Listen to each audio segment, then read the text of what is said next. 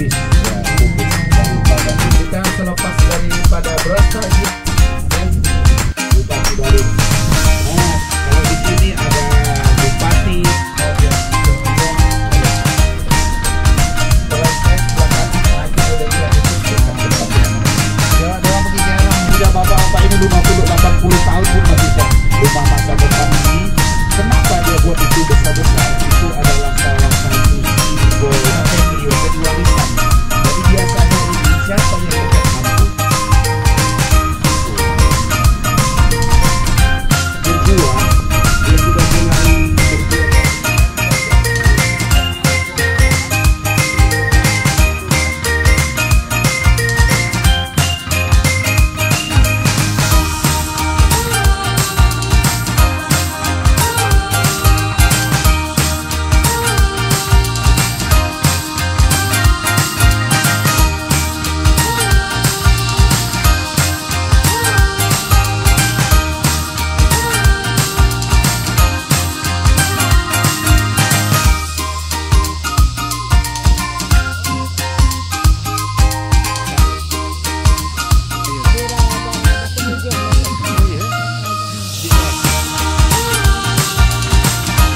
Assalamualaikum warahmatullahi wabarakatuh.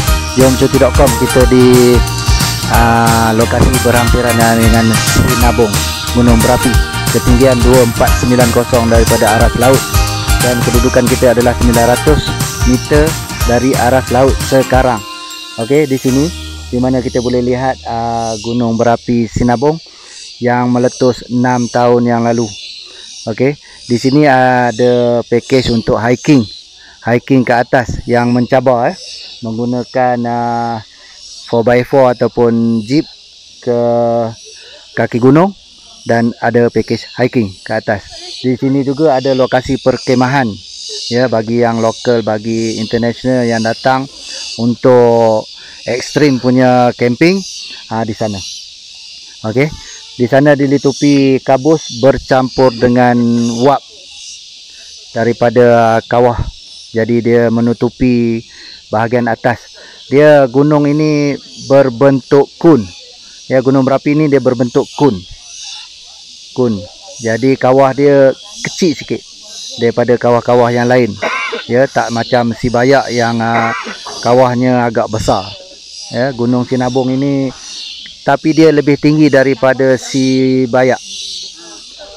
Dia lebih tinggi, lebih 200 meter lebih tinggi sikit. Dia ada kemuncak. Okey, kita bersama dengan 37 peserta. Itu dia sedang mengopi di sini di Resto Serunai. Okey, di depan sana ada lavender punya kebun.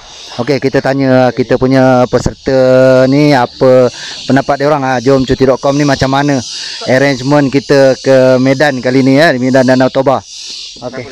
Okey, Assalamualaikum warahmatullahi wabarakatuh. Saya selaku pengurus untuk peserta kali ini daripada Masjid Taman Terengganu Jaya memilih jomcuti.com mempercayai servis Cik Din dan Ustaz Azwan. Terima kasih kerana sangat berpuas hatilah dengan pengurusan Cik Din dan Ustaz Azwan. Okey. Ni okey ya. Assalamualaikum semua. Percutian ni memang sempoi. Korang kena try dengan cuti.com. Lagi dah makcik. Okey. Dia takut mikrofon daripada takut gunung berapi. Okey, lepas ni kita akan mulakan perjalanan ke Kota Medan yang makan masa lebih kurang 3.5 jam ke 4 jam. Okey, di sini peserta dah rasa 2 restoran nasi Minang, dan kita akan rasa satu lagi nasi Minang di Medan nanti di restoran Sempang 3 pinggir Kota Medan. Okey, sekian, jumpa lagi nanti. Assalamualaikum.